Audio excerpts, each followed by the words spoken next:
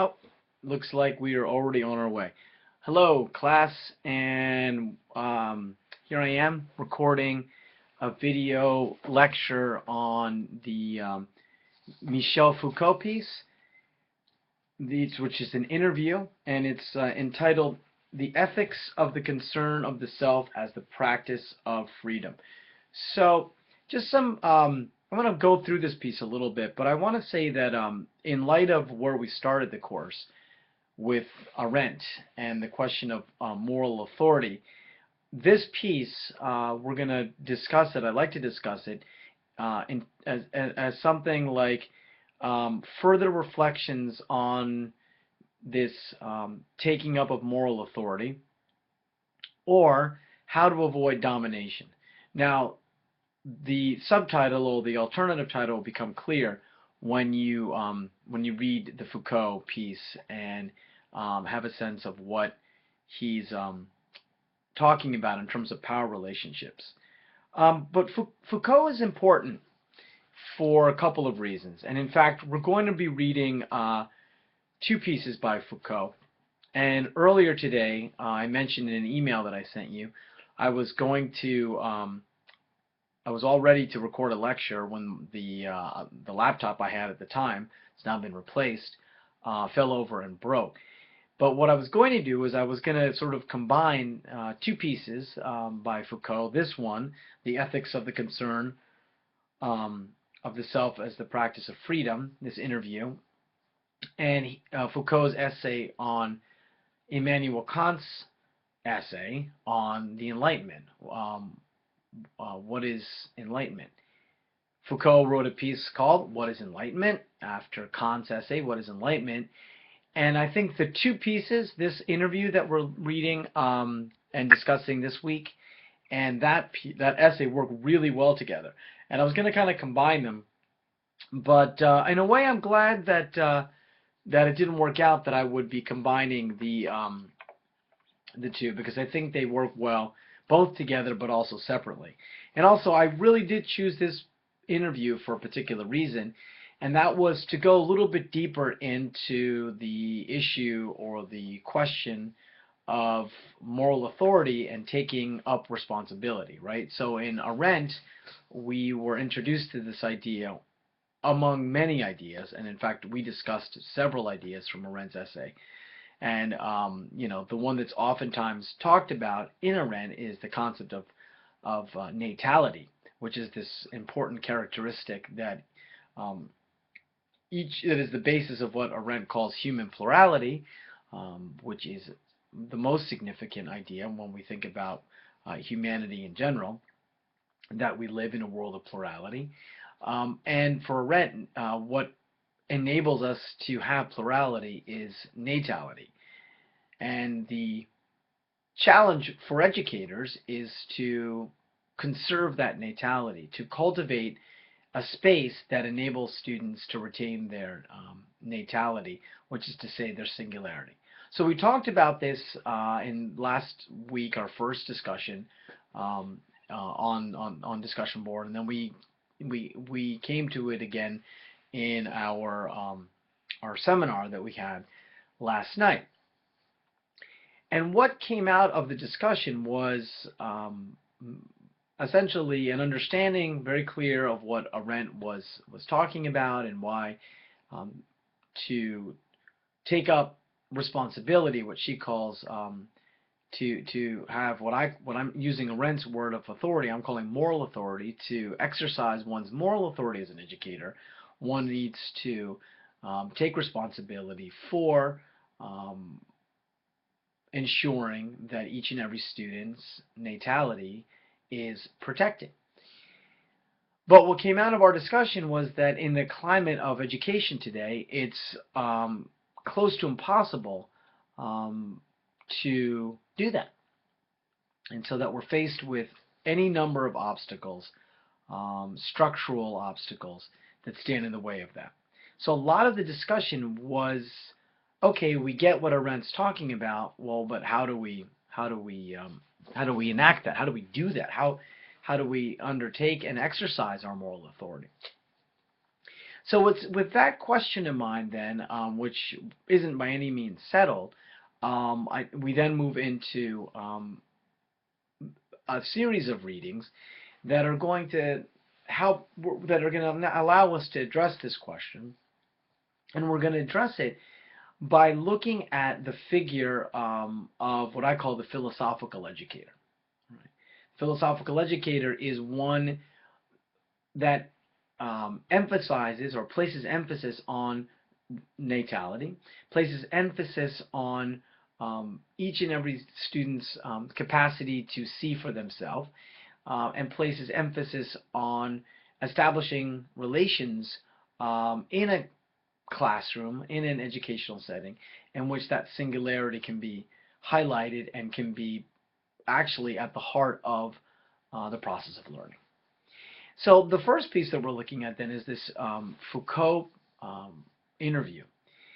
And what's important for me about this Foucault interview is his emphasis on ethics as what he calls a practice of the care for self. So one response to the question, what are we to do, given the institutional restrictions that are placed upon us in education today, one response is to undertake what Foucault calls the practice of the care for self, which is in a sense what he calls the development of an ethos. So ethics for Foucault is in fact the practice of the care for self.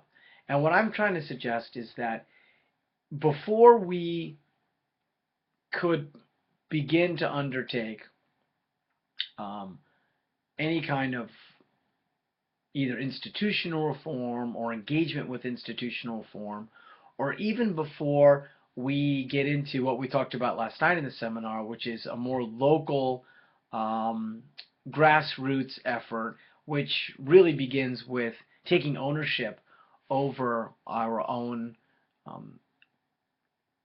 classrooms or our own educational settings, right? Before we even do that, we need to have a strong sense of who we are as educators, what we're intending to do as educators, what our beliefs are as educators. And so this notion that ethics is the practice of the care for self, I find it very compelling. And I find that it connects well with the tradition of philosophy, of being a philosophical educator. So a philosophical educator is one who is engaged in the process of self-formation, is involved in the process of raising the question to themselves, what am I doing? What do I believe in? What am I trying to accomplish? How am I working with my students? How am I working with this material? How do I define myself in relationship to education? Right? So who am I as a teacher? What are my beliefs? What are my principles? Now Foucault doesn't go so. This is sounding a bit traditional, but that's the sense of which he's talking about that. So in his piece, he talks about his interest in his later work in what he calls the practice of the self, and he talks about why this is part of what he calls practices of freedom. And in fact, he says ethics can be defined as, or in terms of, what he calls practices of freedom. So I think that we need to look at Foucault in those terms. The question for Foucault then that gives rise to his project and that he talks about is the question, how can one practice freedom?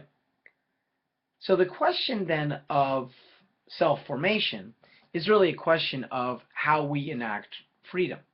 And I think that connects well with Arendt, in fact, because for Arendt, the process of self-disclosure, or the process by which we come into this world and the process by which plurality, human plurality, emerges into this world occurs because we're free, right? And in fact, the whole dynamic of human plurality is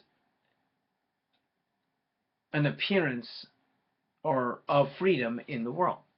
So human freedom and human plurality are linked very importantly.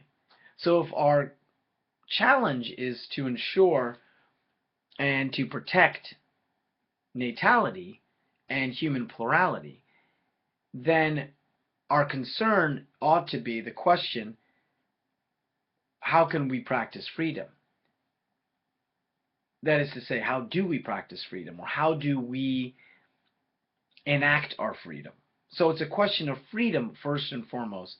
That is to say, the question of ethics is a question of freedom. And Foucault says, for what is ethics if not the practice of freedom, the conscious practice of freedom? So that's something that I hope that we can look at and we can really think about as we move into a discussion of Foucault's. How is freedom linked to ethics, or in what sense is ethics the conscious practice of freedom? In what sense is ethics the conscious practice of freedom? In what sense is the taking up of one's responsibility as an educator or one's moral authority the conscious practice of freedom? So it's clear here that conscious or thoughtful, but conscious really is better because of its link to conscience. The conscience is very important here in terms of qualifying the practice of freedom. So it's not just any freedom, it's a freedom, a practice of freedom that is guided by conscience. So the conscious practice of freedom. So he adds, freedom is the ontological condition of ethics. But ethics is the considered form freedom takes when it is informed by reflection. So something to think about, something to talk about in terms of a practical matter, and I think that one of the more interesting challenges or opportunities actually of a course, this particular course that we're engaged in, is that a lot of the questions, these philosophical questions, have practical applications, or they offers up the opportunity to think about practical examples, or perhaps we can think of it as experiments. So the question of the relationship between ethics and freedom, or ethics as the conscious practice of freedom, raises the question, what is it to undertake freedom, the practice of freedom, and how is that reflection, or what is this reflection that is guiding this practice? So the question that we can think about is, well, what does it mean to reflect? What is reflection? What's involved in reflection? And Foucault, he uses this term in this interview, and it's clear that the result, if you will, or what emerges from this reflection is something called self-formation. But what reflection actually is, and what reflection actually entails, rather what it is, because it entails a self being formed, it's not spelled out. And so it's something to think about and something for us to discuss. Is reflection necessarily something we do by ourselves? So is it a kind of meditative practice? And if so, is it something that we document? is there writing involved in it? And if it's not something we only undertake by ourselves, is it something that we can do or ought to do in conversation or dialogue with others? And if so, how would we do that? So the emphasis, though, in Foucault clearly is on the individual, which is not to say that he's advocating a kind of individualism.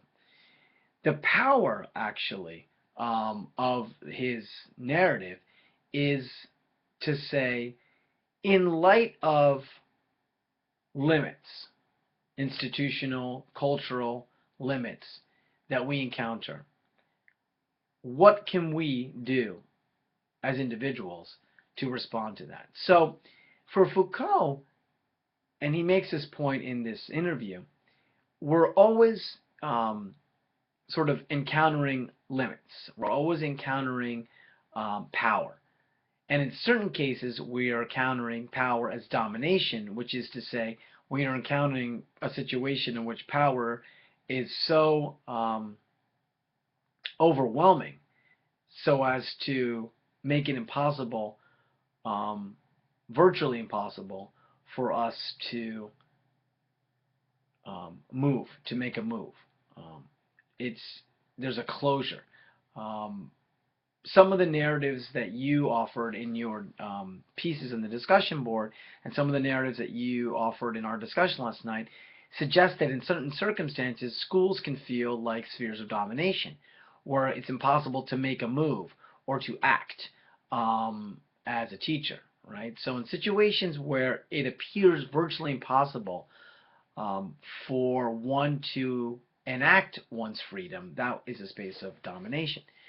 But what Foucault is saying is that that's exactly the moment when we're faced with situations where we encounter obstacles, such as the kinds of structural impediments that we're encountering in contemporary education. It's in those moments when we encounter those obstacles that our freedom becomes very clear to us, right? So it's not a matter of individualism in the sense of egoism or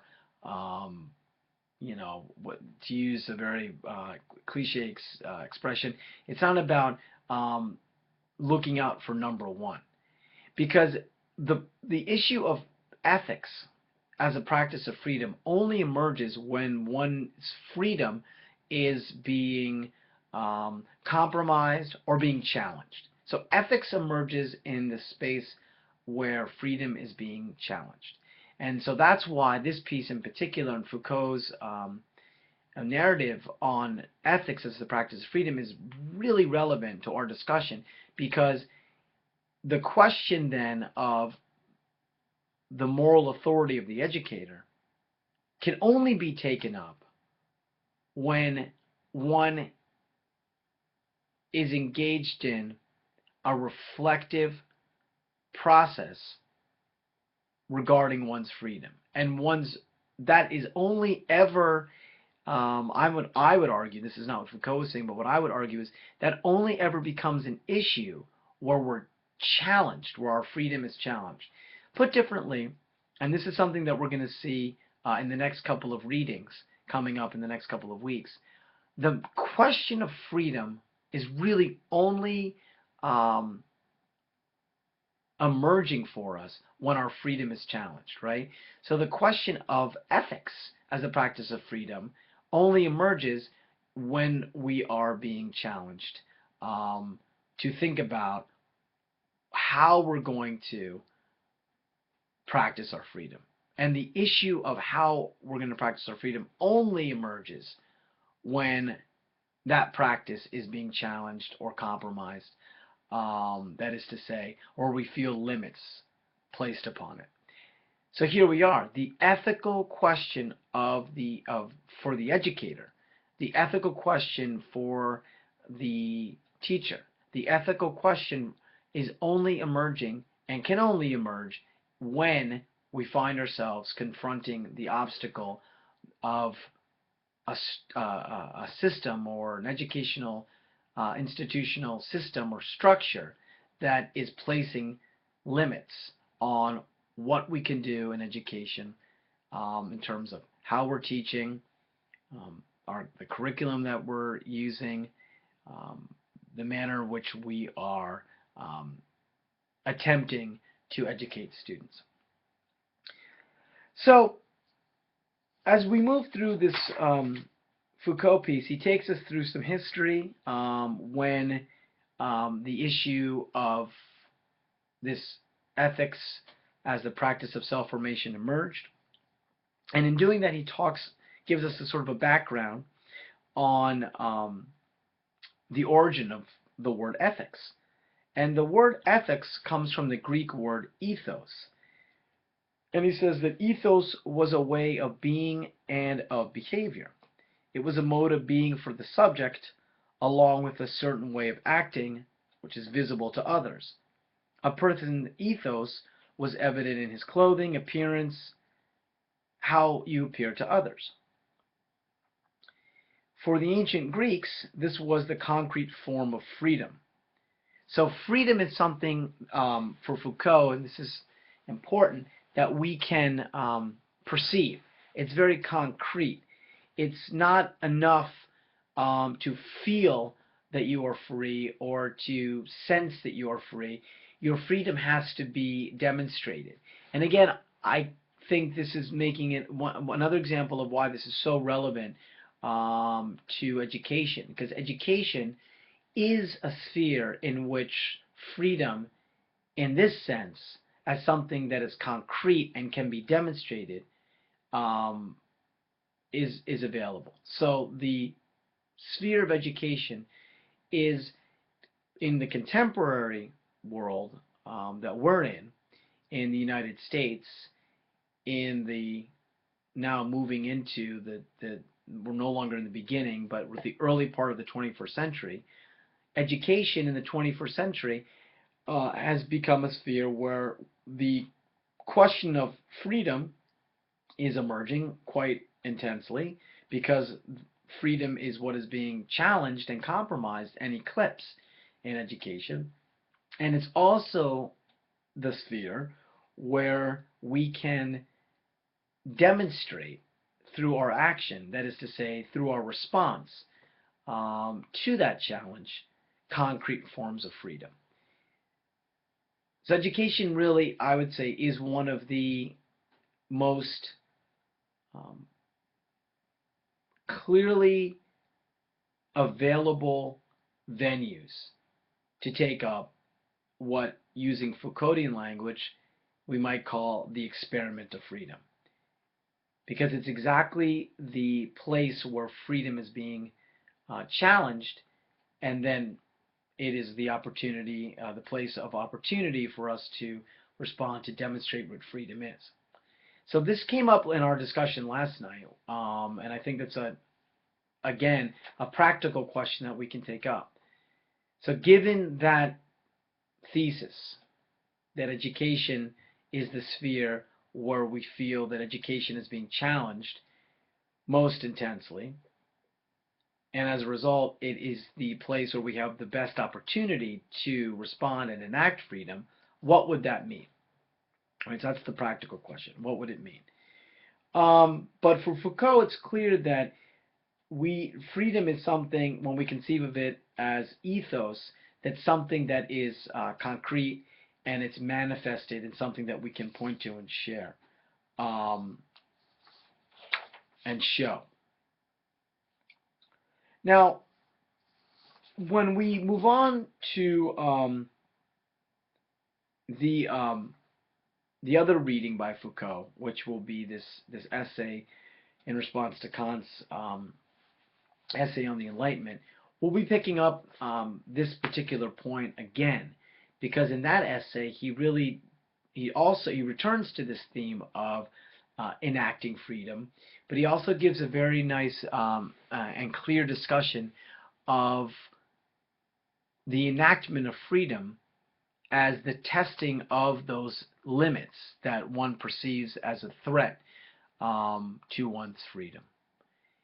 But he goes further, and he talks about a specific methodology, if you will, to understand what those limits are. So up to now, and in this lecture in particular, I've been talking in very general terms about these limits, these structural impediments, in order to just advance the discussion about ethics as the practice of freedom. So in the first week, we talked about moral authority and the educator's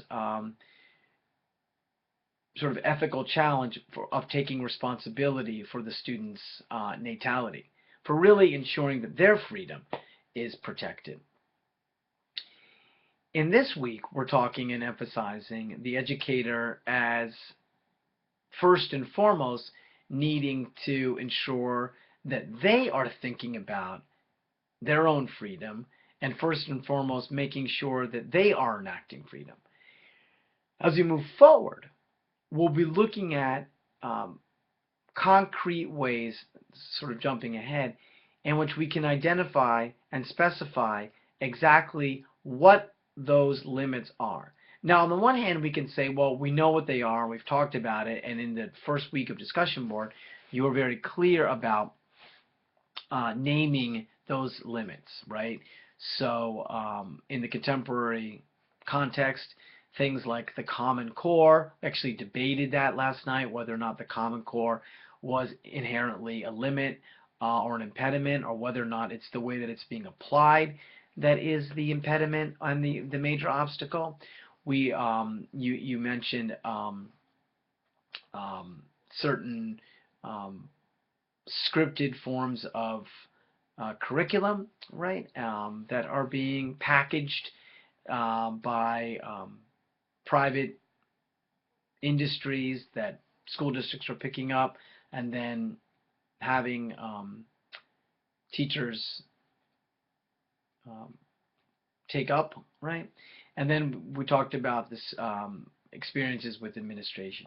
So there were certain limits and obstacles that were named, but when we talk about this in a couple of weeks, we'll get more specific when we look at what Foucault's his methodology and how we might actually get a clear understanding of what it is that is presenting us with the limits. But in this week, I guess with this reading, I'd like you to really just look carefully at his discussion of ethics as the practice of freedom. Pay some attention to what he talks about, his discussion of power, and how power is always present in all of our human relationships, and in certain cases becomes manifests itself as a form of domination.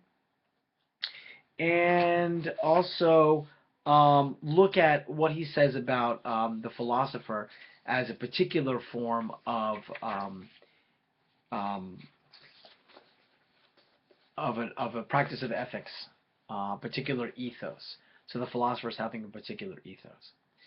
So read this piece carefully, explore it, discover it, think about some of these questions, try to make links with the Arendt piece, and then share your responses and your thoughts on discussion board. And then we will pick it up next week in our first face-to-face seminar, which will be next Tuesday at 4:30. Okay, thanks for listening.